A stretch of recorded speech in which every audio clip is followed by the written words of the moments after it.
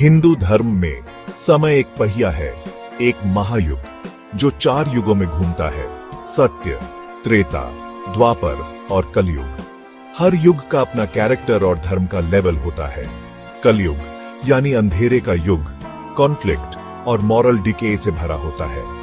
धर्म का बैल जो कभी बहुत मजबूत था, अब एक पैर पर खड़ा है, जो सच की कमजोर हालत दिखाता है। इसका नाम राक्षस कली के नाम पर रखा गया है। यह युग झगड़ों और बुराइयों से भरा है। कलयुग को समझने से हमें अपने समय के स्पिरिचुअल माहौल को समझने में मदद मिलती है। कलयुग की शुरुआत महाभारत युद्ध और भगवान कृष्ण के जाने के बाद हुई, जिससे कली के प्रभाव के लिए रास्ते खुल गए। कलयुग की शुरुआत भगवान कृष्ण के जाने से जुड़ी है। कृष्ण धर्म के एंकर थे, उन्होंने केओस को दूर रखा। उनके जाने से एक कॉस्मिक बदलाव आया, जिससे कली का प्रभाव शुरू हो गया। विष्णु पुराण कहता है, जिस दिन कृष्ण ऊपर गए, कलयुग शुरू हो गया। इस पल से डिवाइन कॉन्शियसनेस कम हो गई, जिससे इंसान कमजोर हो गए। पांडव कृष्ण के भक्त ने इस बदलाव को महसूस किया और अपनी आखिरी यात्रा शुरू की। युद्ध से घायल दुनिया अब कली की फुसफुसाहटों के लिए खुली थी। कृष्ण की गैर मौजूदगी का मतलब था कि अवेयरनेस और खुशी जैसी क्वालिटीज तक पहुंचना मुश्किल हो गया। अंधेरे का युग धीरे धीरे छाने लगा। कृष्ण के पृथ्वी से प्रस्थान के बाद संसार में अंधकार छा गया। राक्षस कली ने धीरे धीरे धर्म को कमजोर करना शुरू कर दिया। लोग भ्रमित हो गए और नैतिकता का पतन होने लगा। ऐसे समय में राजा परीक्षित ने अपने राज्य में कली के प्रभाव को महसूस किया। उन्होंने देखा कि कली धर्म और भूमि को सताने लगा है और प्रजा पीड़ा में है। एक दिन परीक्षित ने देखा कि कली एक पैर वाले बैल, जो धर्म का प्रतीक था, और एक रोती हुई गाय, जो पृथ्वी का प्रतीक थी, को मार रहा था। परीक्षित ने तुरंत कली को रोका। कली ने दया की भीख मांगी। शास्त्रों के अनुसार सरेंडर्ड दुश्मन को मारना अधर्म था, इसलिए परीक्षित ने उसे छोड़ दिया, लेकिन सतर्क भी रहे। परीक्षित ने कली को 5 स्थानों, जुआ, शराब, अवैध संबंध, पशुवध और सोना में रहने की अनुमति दी।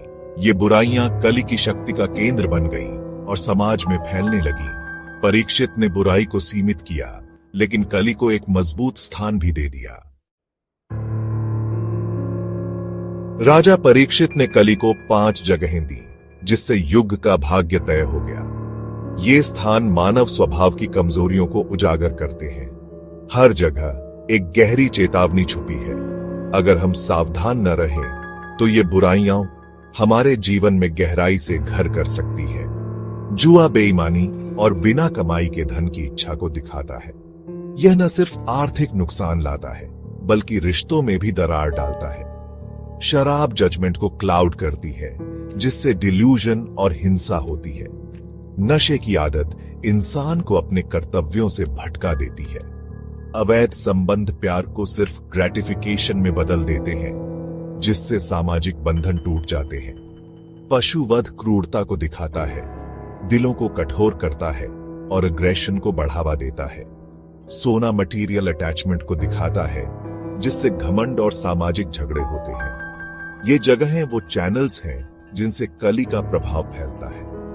हर एक स्थान एक डोरवे है, जिससे नकारात्मकता हमारे जीवन में प्रवेश करती है। यहां तक कि नेक लोग भी उन चीजों से करप्ट हो सकते हैं, जिन्हें वे कंट्रोल करना चाहते हैं। कली की मौजूदगी ग्रीड और मॉरल डिके के कल्चर को पक्का करती है। दुनिया धीरे धीरे इन बुराइयों से करप्ट हो रही है। अगर हम सतर्क न रहें, तो ये 5 स्थान हमारे जीवन और समाज को पूरी तरह बदल सकते हैं। कलयुग इंसानियत और प्रकृति में गहरे बदलाव लाता है।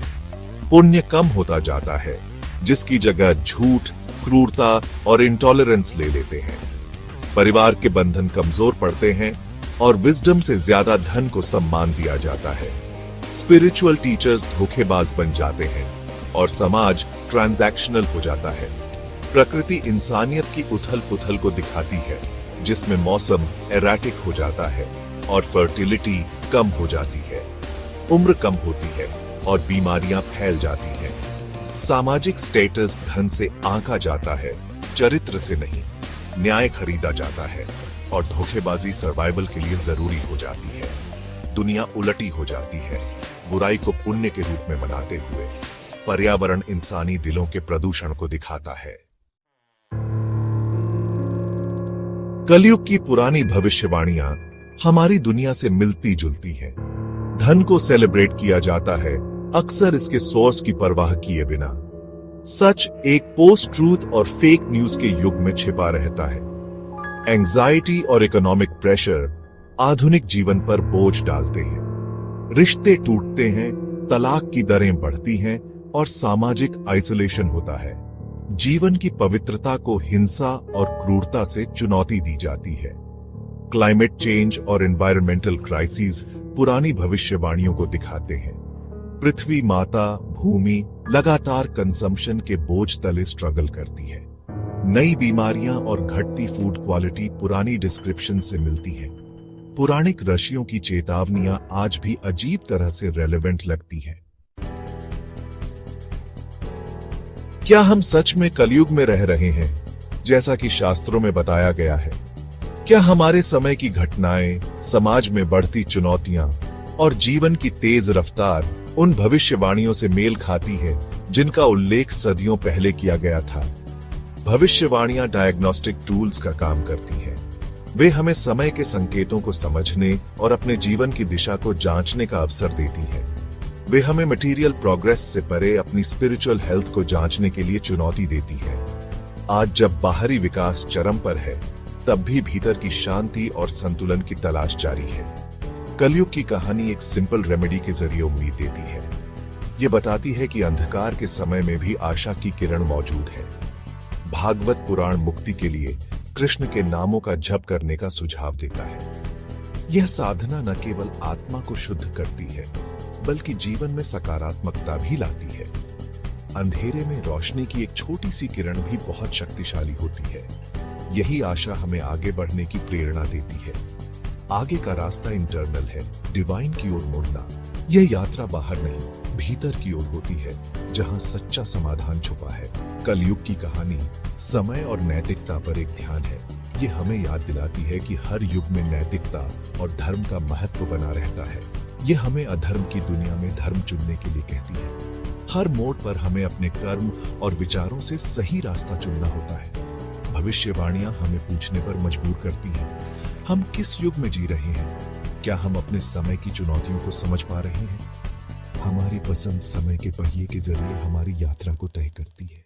हर निर्णय, हर कदम हमारे भविष्य की दिशा तय करता है।